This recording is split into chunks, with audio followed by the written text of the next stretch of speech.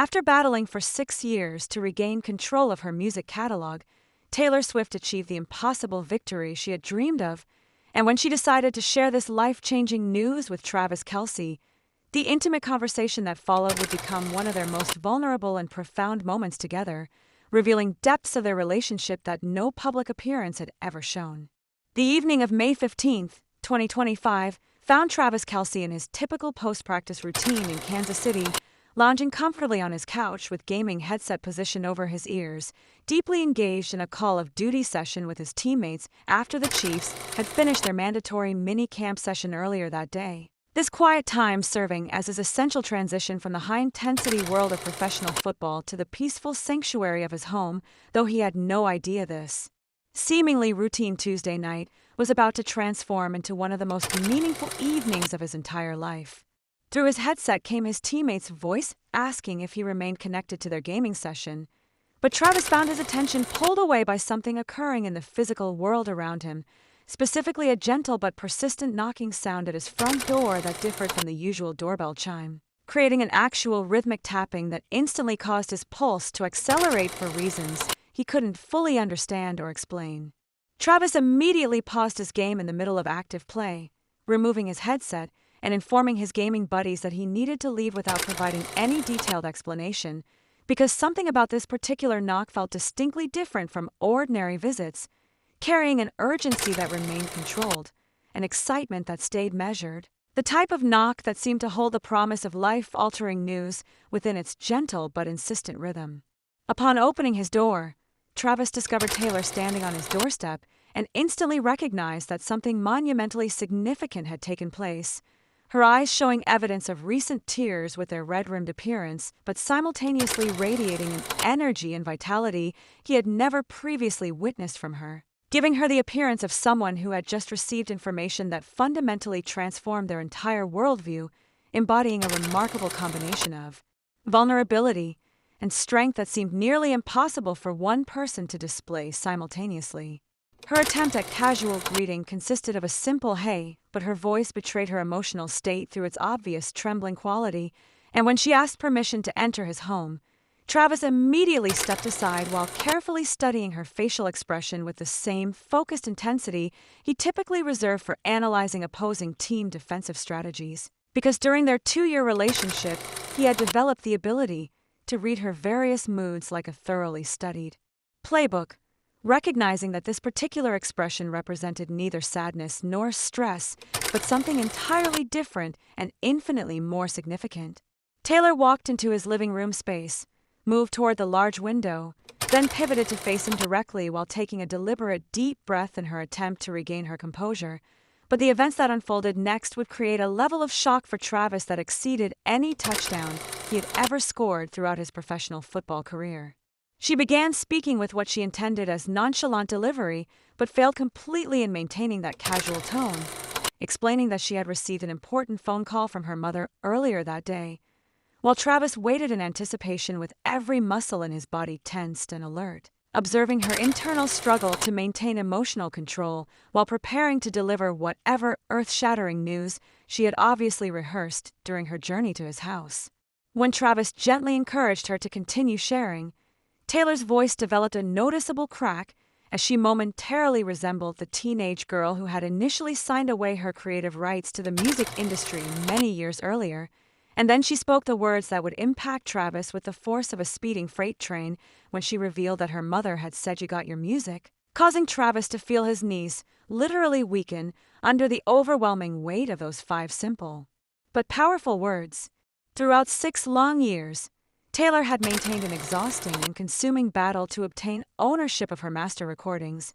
a relentless fight that had occupied her thoughts during every single day of that period. With her first 6 albums representing the musical soundtrack that had shaped millions of people's lives while simultaneously serving as the creative work that had fundamentally defined her identity as a professional artist,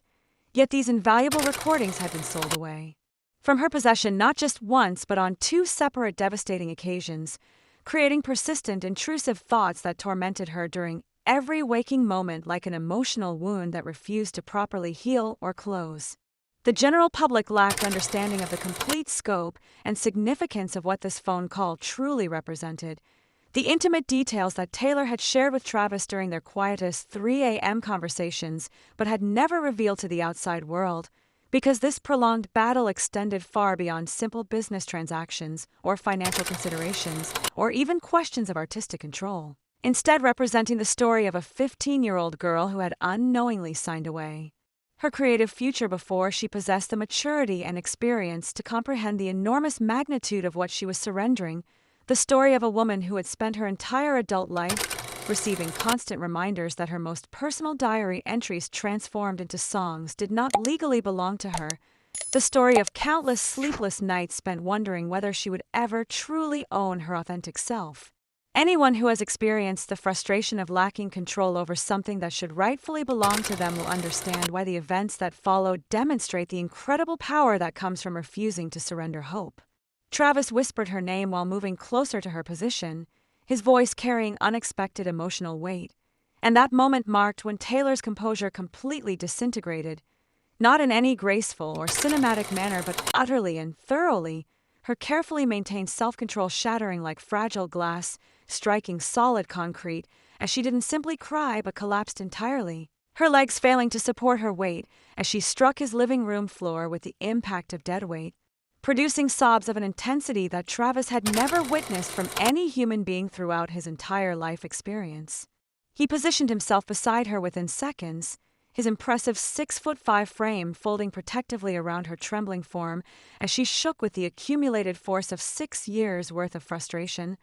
hope, disappointment, and overwhelming relief that felt almost too powerful for one individual to successfully process. And through her muffled crying into his chest, she managed to express her disbelief, explaining that she had actually succeeded in getting them back. Absolutely everything. Every individual song, every music video, every single piece of artistic work she had created since her 15th birthday, and now everything belonged truly, completely, and permanently to her. The element that truly broke Travis's heart and caused this 250-pound professional athlete to begin crying wasn't solely her joy, but rather what came immediately afterward, words that would remain permanently etched in his memory for the remainder of his life, as she pulled back to make eye contact with him through her flowing tears, her mascara creating dark streaks down both cheeks, asking whether he understood what this victory meant, explaining that when she eventually passed away her music would not transfer to some unknown stranger's children or face sale to the highest bidder at some corporate auction, but instead could be passed down to their kids, our kids. She stated so naturally and matter-of-factly that Travis required several moments to fully process the enormous significance contained within those 2 simple words. She continued speaking as words poured from her like water from a burst dam, describing how she had previously spent sleepless nights imagining how someday some random corporate executive's son would inherit her life's creative work, songs she had written about heartbreak and hope and the process of growing up and experiencing love,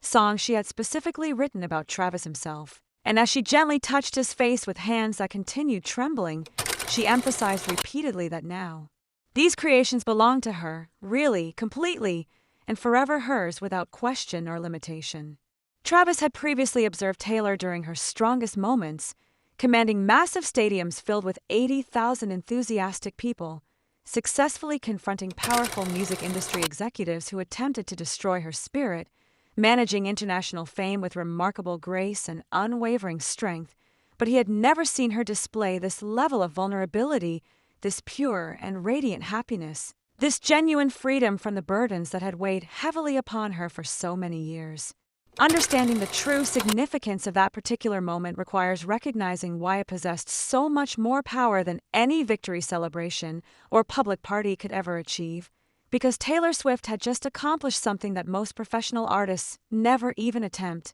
much less successfully achieve, defeating a system specifically designed to maintain creators in states of dependence and powerlessness, fighting against billion-dollar corporations equipped with armies of experienced lawyers, and ultimately winning against odds that appeared completely impossible to overcome. Sitting together on Travis's living room floor, surrounded by scattered video game controllers and empty takeout containers, what mattered most to her wasn't the victory itself, or the vindication it provided, or even the substantial financial benefits,